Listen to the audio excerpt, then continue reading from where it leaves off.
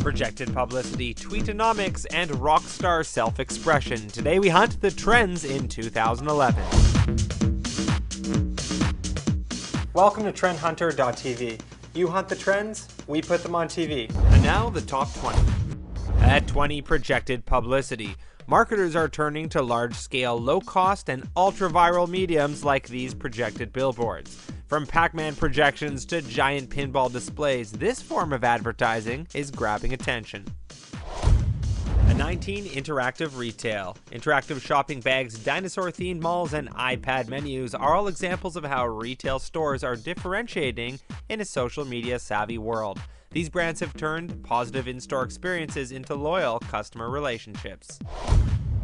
At 18, charitable deviance. Charities and credit crunch ad teams alike are realizing the easy route to viral is to use shock tactics like gruesome, bizarre, and overly sexualized imagery. We've seen shockvertising before, but this year, deviance is becoming a mainstream tool. At 17, wearable tech. Earring, telephones, holographic wristwear, and visual hearing aids are all examples of how fashionable and geeky styles are converging into fashionably chic products. Now you can find out who's calling from your bracelet and even text people via your skivvies thanks to wearable tech. At 16, brand reversion. From princess phones to Disney couture and Nintendo accessories, it seems that consumers are on a quest to satisfy their childhood nostalgia. Drawing from iconic symbols of our past, many brands are going retro for revenue.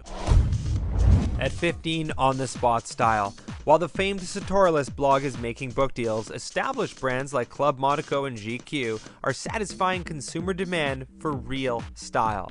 The street style trend is being amplified by a surge in unique niche fashion blogs and pop culture celebritizing top fashion bloggers. At 14, real timing. Businesses are incorporating Foursquare, Twitter, and live streaming to provide participants with instant gratification. Social media has become the medium of choice by consumers who crave immediacy. At 13, modern cubism. In a cluttered world, people seek refuge in simplified design, like cube lighting, square architecture, minimalist seating, and cubic technology. As the quest for visual clarity continues, modern cubism will expand beyond interior design to product design, branding, and even retail. At 12, an update to next besting. Brand name products are taking the backseat to budget-friendly and more personalized alternatives. In our current period of uncertainty, consumers are still buying things, but they're becoming more conscious of what they actually need and why. In all categories, they are in pursuit of the next best alternative. At 11, tangible printing. From body armor to shoes and clothing, smaller businesses are using 3D printing to create fast, rapid prototypes and even sellable products. Fast turnaround and lowering costs are just a few advantages of this cutting-edge technology. At 10, hyper-realism. Rebelling against the notion of Photoshop perfection, artists are striving to create their own accurate representations of reality using their raw talent. These pieces of photorealistic art defy deception and stand out against the faux feel of many magazine covers and rival competitor ads. At 9, toddler touchscreens. Interactive film apps, recordable storybooks, pillow technology, and interactive fairy tales. Using touchscreen platforms like the iPad and Android, developers are producing games and experiences that appeal to next-generation parents and their tech-savvy kids. At 8, democratic selling. Years ago, businesses like Threadless were early pioneers of crowdsourced products, but today's crowdsourcing means democratic selling, where consumer votes, tweets, and Facebook likes are used to determine what a retailer should actually sell. The voice of the consumer has never been louder. At 7, rockstar self-expressionism. Hard-edged hotel designs, rockstar fashion, and rebellious product design. The old saying that rock and roll will never die rings true in a variety of industries, proving that rock and roll culture still has a significant influence. At 6, modern kidvertising. Marketers are focusing their efforts to where the money is, the parents.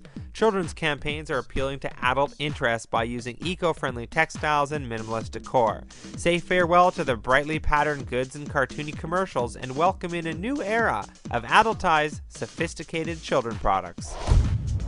At 5, luxury lives on. Airplanes with personal rooms, business class bedrooms, and even 22-carat flight trolleys prove that even though the markets may be down, indulgent consumers still crave luxury. The financial crisis caused many businesses to scale back, but wealthy people still exist, and some businesses remain focused on those upper-class consumer needs.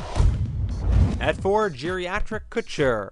Embroidery, crocheting, and vintage fabrics are being resurrected from our grandparents' generation. Forward-thinking fashionistas are turning geriatric style on its head by modernizing and embracing the preconceived bland flavors and style of what is now today's anti-fashion.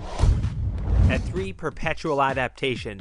Babies are going retro, planes are getting glam, and even old-school gadgets are getting redesigned to satisfy the ongoing demand for ever-evolving aesthetics. We live in a world that is changing so rapidly that consumers are now in love with change itself.